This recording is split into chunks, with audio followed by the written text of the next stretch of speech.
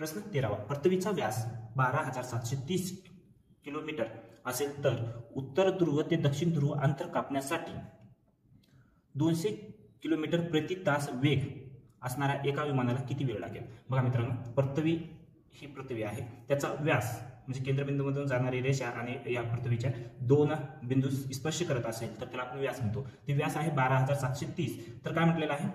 उत्तर ध्रुव ते दक्षिण ध्रुव अंतर कापण्यासाठी म्हणजे इथून इथपर्यंत येण्यासाठी, इथून इथपर्यंत येणं म्हणजे वर्तुळ, हे जे पूर्ण वर्तुळ आहे त्याचा अर्धा भाग काय करत आहे? कापत आहे. म्हणजे आपल्याला काय करावं लागेल?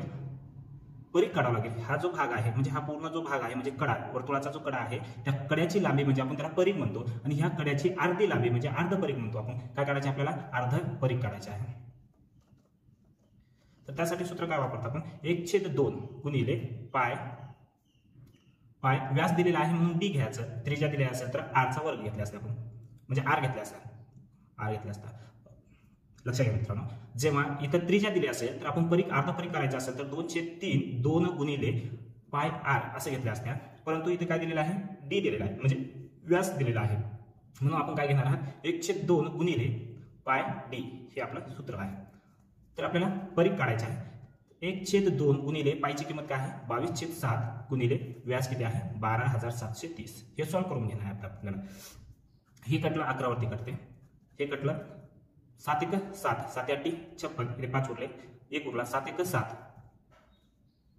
7 × 7 6 उरले, 7 × 8 56 उरले 4, 7 × 5 35. बघा मित्रांनो, पॉईंट मध्ये येत आहे आणि उत्तर आपलं पॉईंट मध्ये नाही तर याच्या जवळपासची आपण संख्या गृहीत धरणार आहात. म्हणजे आता वरती उरले का अंशामध्ये छेदामध्ये संख्या सगळे कटलेल्या आहेत. 11 गुणिले 1818.5 ह्या दोघांचा गुणाकार करून घ्या.